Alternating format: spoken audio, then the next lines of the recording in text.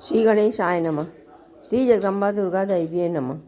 अंतस यात्रा की इस कड़ी में आज हम आचार्य प्रशांत जी के कुछ विचारों को, जो कि मुझे बहुत ही प्रेरणादायक लगे, आप सबके साथ साझा करना चाहती हूँ। उनका एक वीडियो बेटियों के लिए है, विदाई के माने क्या, पिता का घर पराया कैसा। बहुत ही तार्किक वीडियो है, प्रासंगिक भी है। हमें इस पर विचार करना चाहिए। खास तौर से आजकल की बेटियां जो कि हर क्षेत्र में लड़कों से आगे हैं, जो कि हर क्षेत्र में लड़कों से बराबरी कर रही हैं, उनके लिए ये बहुत ही प्रासंगिक है।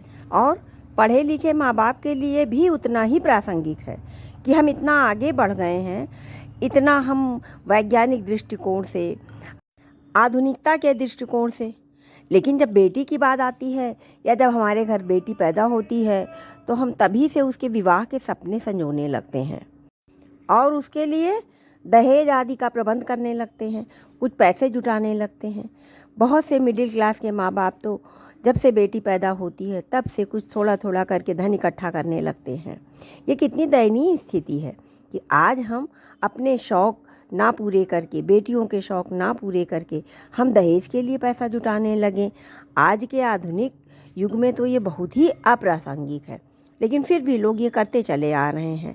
आधुनिक माता पिता भी करते हैं और अपने जीवन भर की कमाई काफ़ी कुछ वो इकट्ठा करके अपनी बेटियों के लिए संग्रह करते हैं, या यूँ कहिए कि वो संग्रहित धनराशि बेटी की शादी में खर्च करके, उसकी शादी करके, उसको अपने परिवार से विदा करके ये सोच लेते हैं कि बेटी तो अब पराई हो गई है। हमारे बचे हुए संपत्ति में या हमारे बचे हुए कारोबार में हमारी बेटियों का कोई हिस्सा नहीं है, कोई भागीदारी नहीं है। हाँ, जब वो मायके आएँ तो उन्हें कुछ अच्छा सा उपहार दे करके फिर से उनकी विदाई कर दी जाए।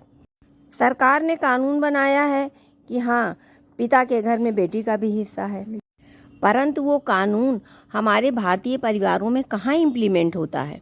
गलती से भी अगर किसी बेटी ने मायके में अपना हिस्सा मांग लिया तो वो सदा के लिए दुश्मन हो जाती है, सदा के लिए भाई भाभी उससे नाता तोड़ देते हैं।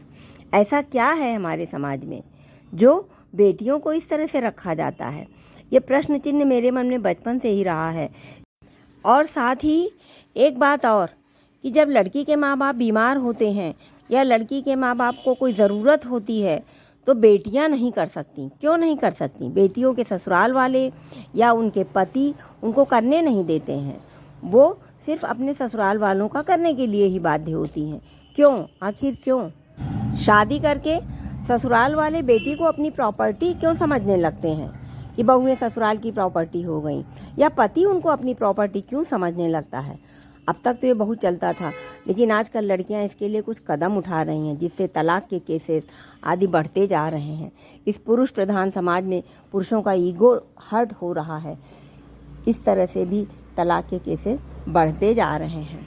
पति पत्नी का संबंध तो पूरी तरह से फिजिकल नीड पर ही आधारित रह गया है। कॉम्पैटिबिलिटी तो बहुत कम देखने को मिलती है। हमें नर और नारी, स्त्री और पुरुष, हमें एक कंपेनियनशिप की ज़रूरत है।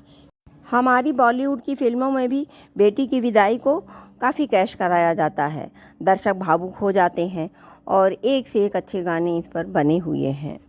आचार्य प्रशांत जी के वीडियो में उन्होंने बहुत अच्छे से बताया है कि कैसे बॉलीवुड के फिल्मी गाने बने हैं।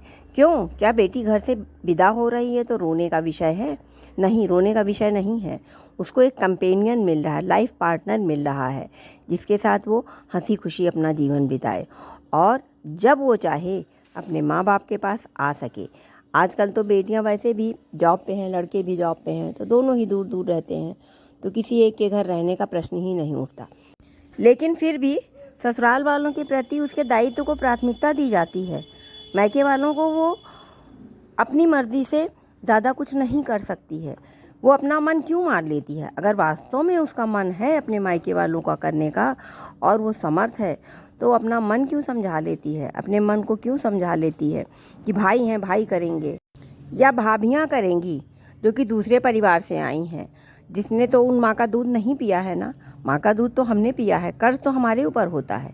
क्या पितृ ऋण सिर्फ लड़कों पर होता है, लड़कियों पर नहीं? हमारे पुराणों आदि में भी पता नहीं, मैंने तो अभी बहुत ज़्यादा इस पर पठन पाठन नहीं किया है, फिर भी ज़्यादातर माँओं को कहते सुना है कि बेटियों के घर नहीं खाना चाहिए, पिता बेटी के घर नहीं खा सकता है। आखिर क्यों? जहाँ बेटियाँ 20, 22, 25 साल तक पली बढ़ी हैं, जिन पिता ने उनको इस काबिल बनाया है कि वो आज किसी की सेवा कर सकें, आज कुछ कमाकर समाज में अपना स्थान बना सकें, वो ही माता पिता बेटी से कुछ नहीं ले सकते हैं, या शादी के बाद बेटी का मायके की घर पर कोई अधिकार नहीं है। ये बातें समझ से परे हैं। सिर्फ कानून बनाने से इसका कुछ नहीं होगा। हमें अपनी मानसिकता बदलनी चाहिए। अधिकार और कर्तव्य दोनों बेटियों को और बेटों को भरपूर समझना चाहिए। हाँ, ये नहीं कि अगर भाई तंगी में है तो बेटियां की मुझे मायके से लेना है, ऐसा ही सोचें। ऐसा भी नहीं सोचना चाहिए।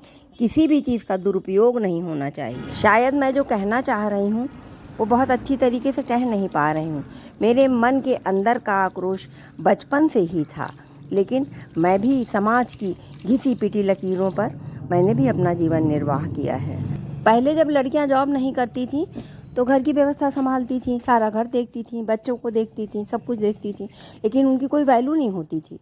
उनको कहा जाता था कि वो कोई काम नहीं करती हैं, जबकि 24/7 आवर्स उनको काम करना होता था। आज की बेटियों में शायद वही आक्रोश है जो वर्किंग बन रही हैं और लड़कों के साथ कदम से कदम मिलाकर चल रही हैं, लेकिन घर परिवार किस तरह से टूट रहे हैं, किस तरह से बिखर रहे हैं। बच्चों को आया और नौकरों को भरोसे रखा जाता है। बच्चों में संस्कार कहाँ से आएंगे? हम उन्हें संस्कार कहाँ से देंगे? यह विचार स्त्री व पुरुष दोनों को समझना चाहिए। दोनों को दोनों की उपयोगिता समझनी चाहिए।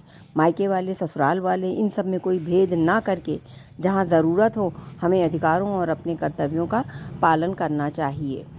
प्रशांत जी ने तो इसको आध्यात्मिकता का मोड़ दिया है, आध्यात्मिक गुरु हैं, लेकिन अगर इसको हम सामाजिक दृष्टिकोण से भी देखें तो हमें अपने नैतिक मूल्यों के लिए स्त्री और पुरुष दोनों को आगे आना चाहिए। ये नहीं जैसा पहले होता था कि शादी करके अगर बहू आई है घर में तो घर का सारा काम उसी को करना, उसी की जिम्मेदारी है। आजकल तो ऐसा नहीं होता है, लेकिन बेटी की विदाई, लड़की के माँ बाप, ये सब मानसिकता अभी भी बनी हुई है। हमें इन सब को हटा करके एक स्वस्थ और हेल्दी समाज की रचना करनी चाहिए, जहाँ मानसिक रूप से सभी समान हों, सभी को सभी तरह के अधिकार हों और उनका कर्तव्य भी उन्हें याद होना चाहिए। अधिकारों और कर्तव्यों के संतुलन से ही हमारा एक स्वस्थ समाज बन पाएगा। हमें अपने नैतिक मूल्यों का, आध्यात्मिक मूल्यों को भी ऊपर लाना चाहिए। सिर्फ भौतिकता के पीछे ही नहीं भागना चाहिए। ओम नमो भगवते वासुदेवाय।